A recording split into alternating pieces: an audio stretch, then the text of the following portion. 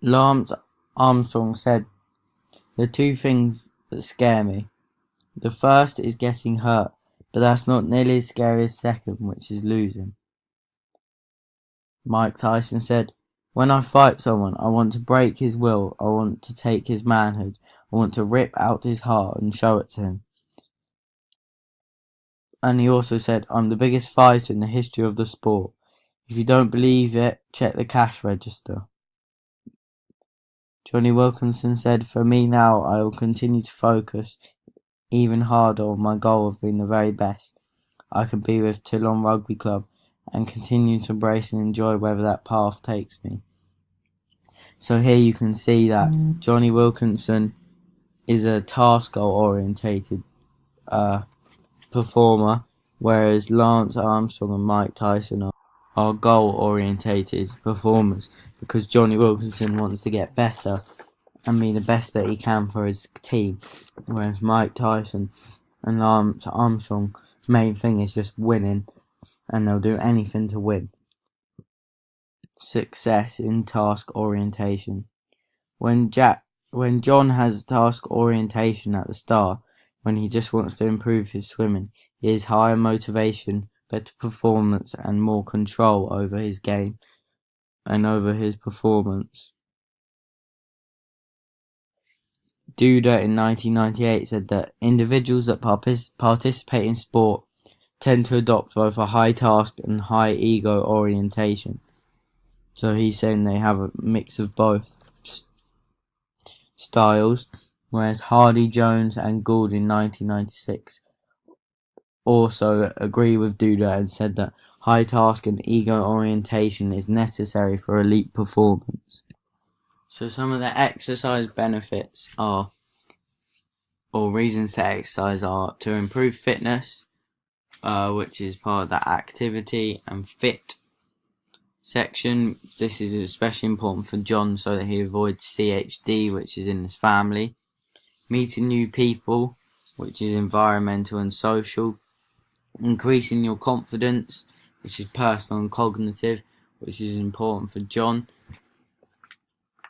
so that he meets new people and can go swimming with them, so he makes friends in his club and feels more comfortable. Learning a new skill, which is activity and ability, and this is also important for John because he can learn new swimming techniques, new types of strokes. Improve body image, personal and cognitive. Release important endorphins. This is personal and behaviours.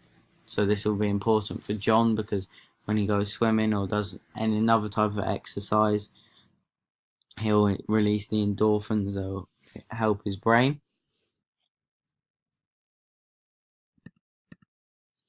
As you can see in the top right image. Competition, which is activity and fit. Groups versus individual activity. So this will help John to develop being competitive and learning how to compete against other people and develop his game, and it improves mental health, which is personal and cognitive. Some of the barriers for exercise is that someone might not have time because of personal behaviour, and this is environmental, social. There might be a lack of facilities in their area, which is environmental, physical. They might be embarrassed by their body, especially John if he drops out swimming, doesn't do exercise for a while. If he comes back, tries to do it again, he might be embarrassed by going swimming because he's put on weight. This is personal and cognitive. A lack of money to afford the equipment, the facilities, going to the gym, which is personal, demographic. It might be political, like sexism. So maybe girls in some countries aren't allowed to play football, or the game's not seen as important as enough. Their religion might not allow them to do certain sports, like, for example, many Muslim women have to wear certain clothing, which means it's hard for them to do certain activities like boxing or rugby. And also disability, personal which is personal demographic, a lack of effort, which is personal cognitive, which James seemed to have at the end because he wasn't putting in much effort because he didn't think he was very good, so therefore he might not put much effort in when he goes back to exercise because he thinks the same thing is going to happen. And the weather, which is environmental, physical, for sports like football, if it's too waterlogged, it might be hard. It'll be hard to play, or the game will be called off. Or in cricket, if it rains, the game is called off. And in tennis, if it rains too much, the surface, you have to call the game off. Brand's theoretical model of behaviour change by Prochaska and Marcus in 1994. The first stage is pre-contemplation, where the person will be down and defensive and not prepared to change lifestyle.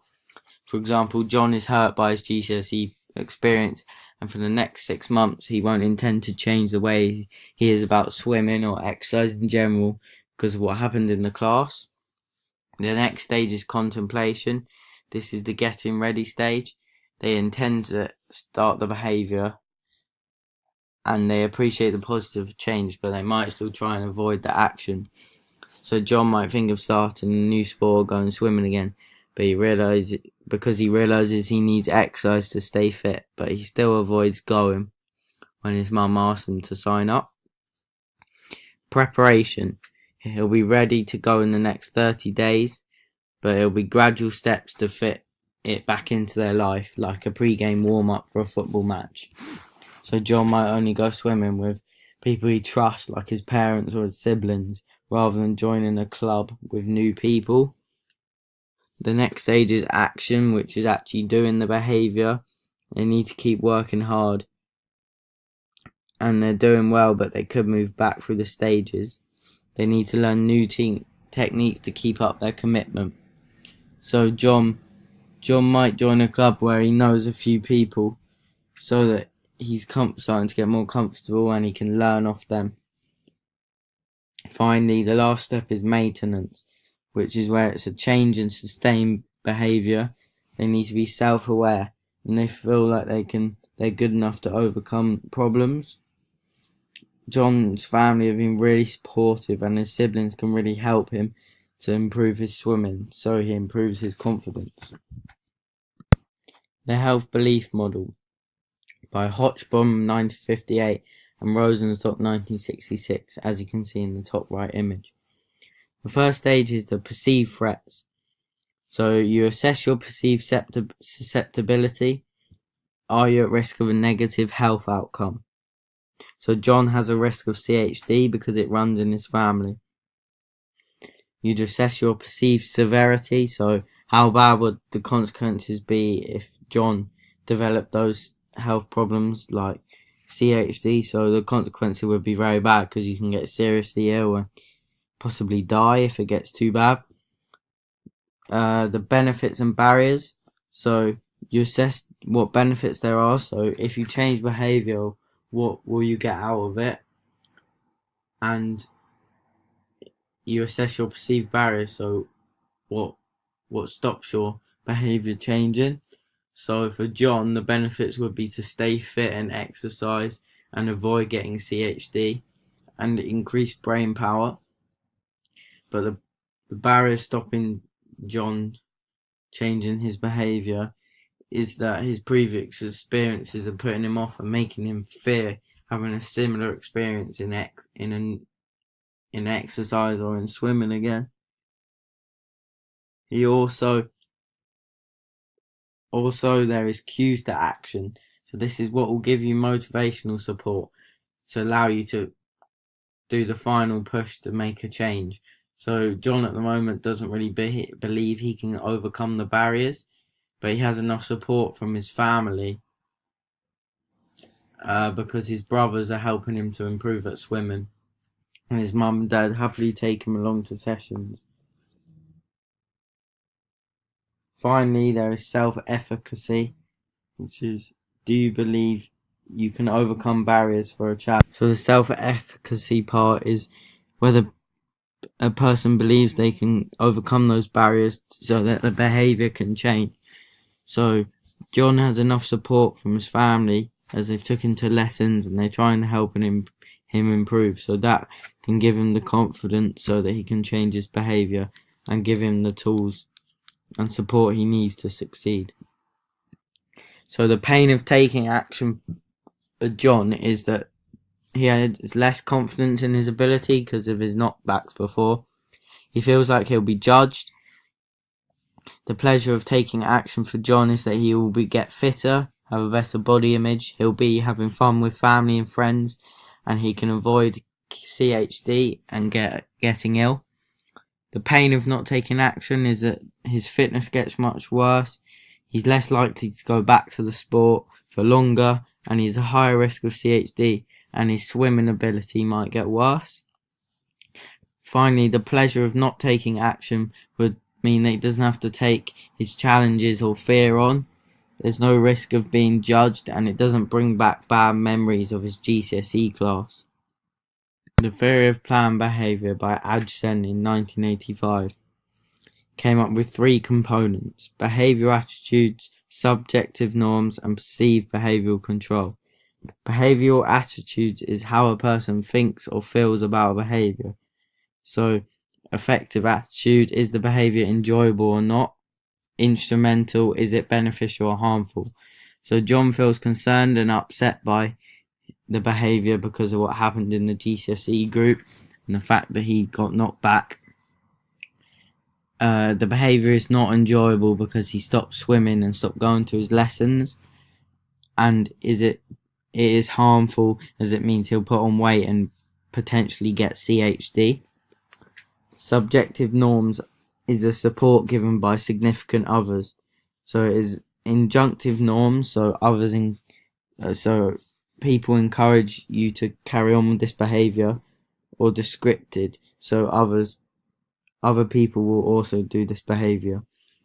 So John's parents are concerned he won't go back to swimming, and therefore they're being really supportive and trying to get him to start swimming or exercising again, and have researched ways to get him back doing exercise, which is good because it means that he's more likely to go back and they will take him to lessons if he wants to. And finally, there is perceived behavioural control. This is how capable and confident a person is, so it is important in determining their actual behaviour. So it allows them to get over barriers or challenges, and it is how easy or hard something will be to accomplish. So for John, he struggles to overcome the hard challenge of getting over his GCSE experience of being one of the worst at swimming, and this is stopping him going back to sport.